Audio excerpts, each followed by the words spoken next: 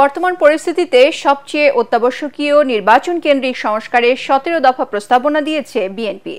গুলশান কার্যালয়ে সংবাদ সম্মেলনে দলের সংস্কার প্রস্তাবনা কমিটির প্রধান মঈন খান জানান, নির্বাচন কমিশন যাতে একটি সুষ্ঠু নিরপেক্ষ নির্বাচন আয়োজন করতে পারে সেজন্য আরপিও সংশোধন, নির্বাচন কমিশন নীতিমালা সংশোধন, এনআইডি অনুযায়ী ভোটার তালিকা হালনাগাদ এবং সংসদীয় এলাকার সীমানা পুনর্নির্ধারণ সহ বিভিন্ন বিধিমালা সংস্কারের সুপারিশ করা হয়েছে।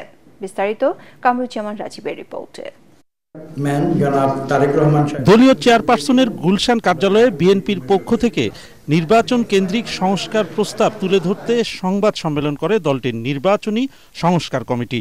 কমিটির প্রধান ও স্থায়ী কমিটির সদস্য মঈন খান ১৭ দফা প্রস্তাবনার মূল বিষয়গুলো তুলে ধরেন। তিনি অভিযোগ করেন, স্বৈরাচারী সরকার নিজেদের স্বার্থ হাসিলের জন্য নির্বাচন কমিশন ও প্রশাসনকে যথেচ্ছা ব্যবহার করেছে। আওয়ামী লীগ সরকার নিজেদের সুবিধা মতো নির্বাচনী এলাকার সীমানা নির্ধারণ করেছে। এসব পরিবর্তনে আরপিও সংশোধন সহ বেশ কিছু সুপারিশ করা হয়েছে বিএনপির সংস্কার প্রস্তাবে। Double million offer Walton fridge কিনে পেতে পারেন ২০ লক্ষ টাকা, রয়েছে কোটি কোটি টাকার নিশ্চিত উপহার। প্রশাসনের মাধ্যমে নির্বাচনকে কুক্ষিগত করতে পারে সেইটা সামনে রেখে তারা কিন্তু অনেক কিছু পরিবর্তন করেছে। আজকে আমাদের বক্তব্য কিন্তু স্পষ্ট, সরকারি কর্মকর্তা কর্মচারীদের তারা যে রাজনৈতিক ভূমিকা পালন যাতে না করতে পারে, একটা সুষ্ঠু নিরপেক্ষ নির্বাচন হতে হবে। বাংলাদেশের ভোটার তারা যাকে ভোট দেবে, যারা মেজরিটি হবে তারা জনগণের প্রতিনিধি হিসেবে সরকার গঠন করবে। এখানে আমি ম্যানিপুলেট করতে যাবো কেন? সেটাই করা হয়েছিল বিগত স্বৈরাচারী সরকারের সময়। আমরা সেগুলো সংশোধন চেয়েছি।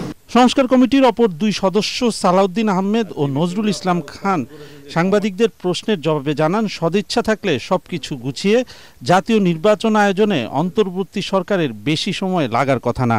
এখন আপনি এই সংস্কার প্রস্তাবে যদি আপনি এমন নতুন কিছু নিয়ে আসেন যেগুলো মানুষের বুঝে উঠতে সময় লাগবে বা বোঝাইতে সময় লাগবে, তাহলে ভিন্ন কথা।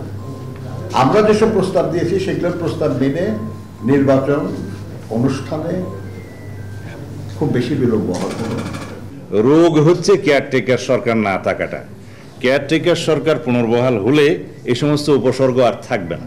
ফেয়ার ডিলিমিটেশন, সাংবিধানিক সাপোর্ট, লিগ্যাল সাপোর্ট এবং ডিলিমিটেশন প্রপার আর কেয়ারটেকার ইন প্লেস, এগুলো যদি হয় সুষ্ঠু নির্বাচন হতে বাধ্য।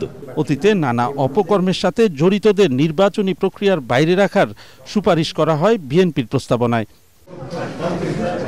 কামরুজ্জামান রাজীব, এটিএন বাংলা, ঢাকা।